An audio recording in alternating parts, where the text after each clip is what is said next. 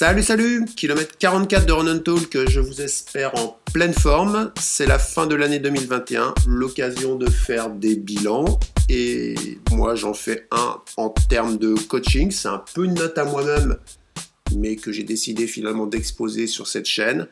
La question, c'est de savoir qu'est-ce que je garde ou qu'est-ce que je retiens de l'année 2021 qui a fonctionné et que je ne dois surtout pas oublier de mettre dans les accompagnements de 2022 pour continuer à faire un travail de qualité et mettre des ingrédients essentiels. Voilà, j'en ai repéré 5, je vais vous les exposer.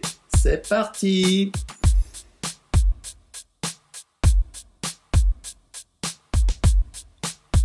La première réflexion que je me fais autour de ce bilan 2021, c'est que finalement, c'est pas mal les saisons de trail avec des calendriers resserrés. On a l'habitude d'avoir des courses de janvier jusqu'en décembre, et cette année, pour les raisons que l'on connaît, finalement, les premiers dossards ont été mis de mémoire mi-mai ou fin mai. Et à la fin, moi, mon sentiment, c'est que j'ai passé la plus belle année sportive, avec des résultats incroyables, des perfs de folie, des retours d'athlètes heureux, qui ont eu le sentiment d'avoir engagé pleinement. Et j'arrive pas à me dire qu'il n'y a pas un rapport de cause à effet, en fait. Que ce printemps sans compétition a permis de s'engager sur l'été avec plus d'envie, plus de fraîcheur, en remettant le sentiment que les courses c'est précieux et que c'est pas une routine qu'on a tous les 5 semaines. Et ça fait à la fin de belles choses. Donc, on repart sur une saison classique normalement, mais j'ai envie de me dire, alors je pensais déjà que de toute façon une saison complète, sans pause, de janvier à décembre était intenable, et j'avais le sentiment qu'il fallait plutôt faire sur une année 2 ou 3 saisons avec des réelles coupures entre, mais j'ai presque envie de pousser le bouchon un peu plus loin en me disant, si notre objectif de l'année est bien précisé et c'est là qu'on veut être en forme, ça vaut le coup de ne pas déclencher trop tôt sa saison, de faire des mois blancs en termes de compétition, et que c'est inutile de démarrer une prépa trail en février quand on prépare le Grand Raid de la Réunion, et que peut-être que faire un hiver tranquille sur un autre sport, et puis partir en saison de trail sur 5-6 mois en démarrant sa prépa à Réunion en mai-juin, c'est largement suffisant. Ma seconde réflexion, en fait, j'enfonce une conviction, c'est qu'il faut quand même cultiver sa motivation dans le choix de son calendrier, dans son parcours sportif, et que toutes les courses ne se valent pas, mais qu'il doit avoir un sens et qu'on est sur une course pour vivre quelque chose, pour répondre à une attente particulière. Et que mon souvenir, c'est que les grosses émotions, les belles aventures que j'ai vécues avec les athlètes, elles sont arrivées là où l'athlète cochait des choses qui avaient du sens, en fait. Voilà. Donc évidemment sur les gros événements comme la Réunion, l'UTMB, quand on est finisher, on rentre, on est frappadingue et on est trop heureux. Mais en fait, il n'y a pas que les gros événements en fait qui donnent ce sentiment. J'ai aussi des athlètes qui ont coché un rêve en faisant le tour de la Grande Casse, en terminant un marathon, en faisant moins de 4 heures à Sierra Zinal. Donc il y a ce besoin quand même de s'engager dans quelque chose qui a du sens. Et pourquoi je dis ça? Parce que en ce moment, je ne supporte plus les discours de calendrier où on me dit alors j'aimerais bien faire ça, mais si je suis pas pris au tirage au sort, au pire, je m'inscrirai à ça. Non, faut pas s'inscrire au pire. Déjà, vous prenez la place de quelqu'un d'autre. Et puis, de toute façon, ça va vous sauter à la figure quand vous serez dans la course. Donc, en fait, faut aller à l'essentiel, quoi. Il n'y a peut-être pas 1000 courses que vous voulez faire. Il y a 10 courses qui vous font rêver quand vous en entendez parler, quand vous avez visionné, que vous avez autour de chez vous, et ben, allez sur ces cours. Si vous n'êtes pas pris cette année, retournez-y l'année prochaine. Mais par pitié, faites pas les choses au pire, quoi. Parce que cette course au dossard, là, c'est insupportable. On fait des choix par défaut, en fait. Et pour finir, en fait, voilà, c'est encore un truc dans le coaching, c'est que j'avais déjà cette étiquette de gros relou quand les athlètes venaient et me posaient leur calendrier, parce que je posais des questions, mais pourquoi tu fais ça, c'est quoi l'idée derrière cette course, etc. etc. Donc je cherchais un peu à tirer l'essence ou à comprendre l'essence de cette participation. Bon, bah, je vous l'annonce, je serai encore plus relou dans les prochains mois, mais à mon avis, c'est fondamental parce qu'à la fin, votre parcours sportif, votre parcours humain, vos émotions, vous allez les vivre que sur ces courses qui vous tiennent à cœur. Et surtout pas faire comme, parce qu'il y a du monde, il faut que j'y aille, ça a l'air tendance, enfin, vous allez vous perdre. Et il ne faut pas vous perdre faut pas vous perdre, quoi, voilà.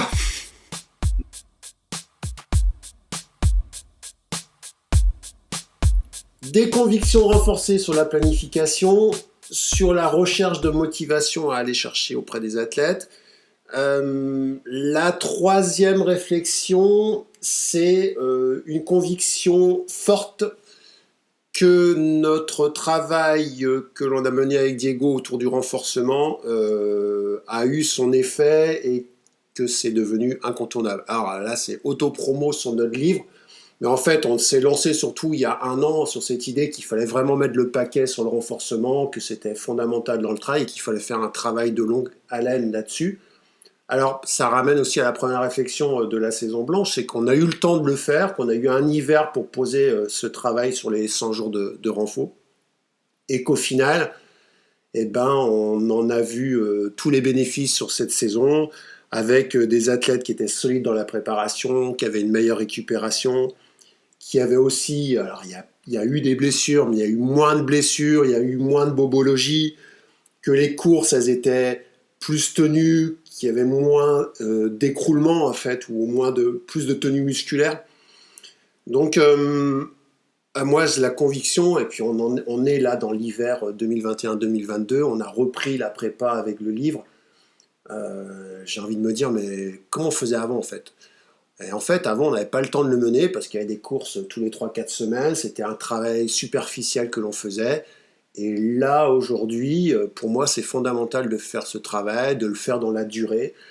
Et ce travail de force que l'on couple dans le reste de la saison avec des séances spécifiques, avec des séances endurance force à pied, sur le vélo, et ben ça a un réel intérêt. Que la force soit encore avec nous en 2022, elle le sera de toute façon. Et on n'en fera pas plus, mais on reste dans cette logique que pour être un trailer, il faut, en plus de la course à pied, un gros travail de prépa physique.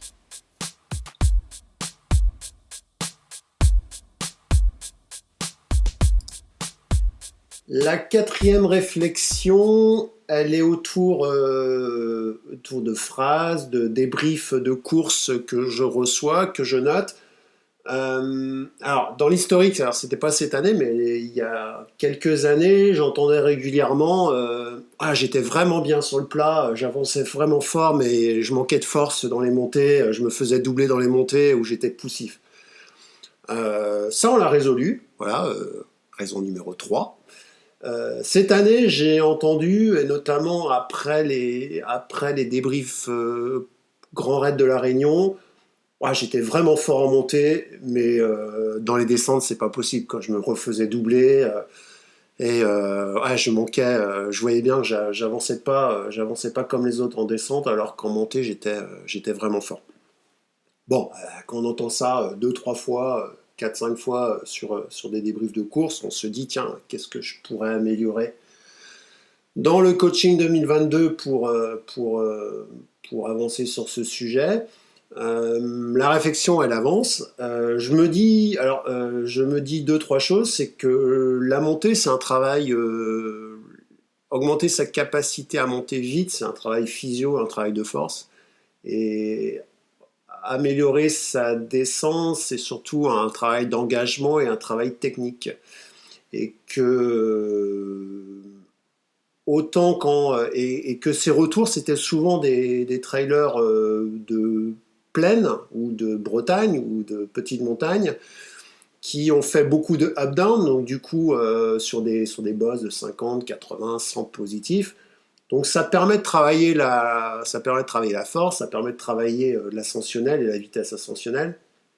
Par contre, une fois qu'on a poncé 10, 15 fois la descente et qu'on connaît les racines par cœur, techniquement, on n'apprend plus grand-chose, à part qu'on est le champion de cette descente, et qu'il y a nécessité de travailler et d'augmenter sa capacité technique en variant les terrains et en trouvant des spots, un nombre de spots plus important. Alors, une fois dit ça, ça veut dire que bon, bah, les Bretons, il va falloir, si vous voulez descendre vite, aller souvent en montagne, faire de la descente et prendre votre expérience descente.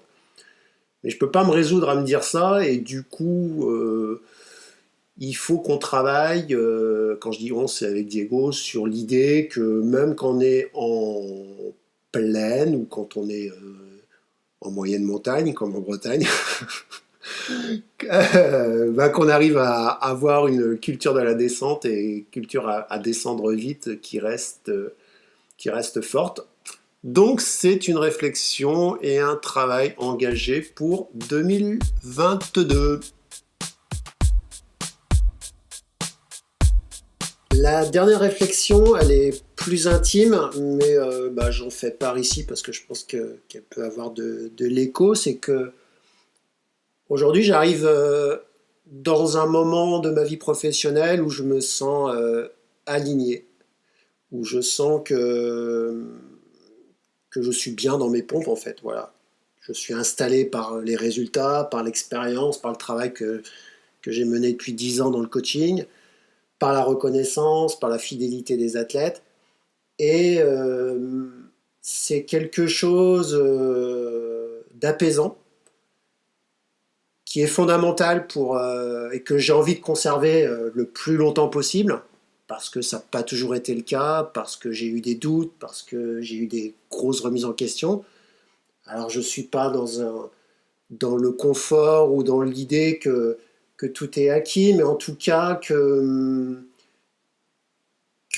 pour bien coacher, il faut être bien dans ses pompes. Voilà. Et je suis aujourd'hui apaisé, j'aspire à continuer à l'être, et je me dis qu'il y a deux choses que j'ai envie de faire. C'est continuer à accompagner les athlètes et que c'est une réelle chance et que c'est un métier de fou. Et aujourd'hui, dans une société où je vois bien beaucoup de personnes perdre du sens dans leur vie professionnelle, et ben il faut que je cultive toujours cette envie et que j'ai aussi envie de partager, voilà, partager mon expérience, partager mes convictions avec le livre, avec cette chaîne que je vais essayer, je dis bien essayer, de rendre plus actif cette année. Et pour faire bah, les deux choses que j'aime le plus professionnellement, accompagner, partager, et pour pas que je me perde, moi j'ai identifié deux, trois trucs qu'il faut que je conserve. La première, c'est que je me pose des limites.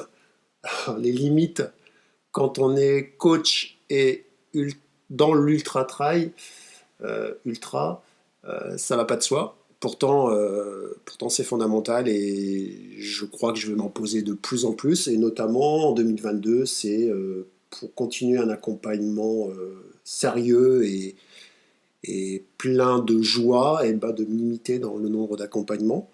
La deuxième chose, c'est de cultiver la discrétion. Pareil, j'assume le paradoxe de faire une chaîne YouTube, de parler ici sur une chaîne YouTube et de vouloir être discret. Mais bah voilà, finalement, ce sera quasiment le seul support où je m'exprimerai avec un petit message sur Strava, sur la page Facebook. Mais je ne vais pas participer à l'agitation permanente des réseaux sociaux. Je ne l'ai jamais fait et je ne le ferai pas. Voilà. Et qu'est-ce que c'est bien. Et la dernière chose, eh ben, c'est de continuer à faire les choses, donner mes convictions, faire part de mon expérience professionnelle autour de mon métier. Si en plus ça vous intéresse, bah c'est parfait. Si vous arrivez jusqu'au bout de la vidéo, franchement, vous m'honorez, c'est incroyable. Et puis voilà, on fera les choses sérieusement, avec attention, sans se prendre au sérieux ou se prendre pour quelqu'un d'autre. Et puis normalement, et bah 2022 va être une belle année. Et puis en tout cas, promis, on va se revoir prochainement et je vous souhaite une belle fin d'année. Allez, ciao!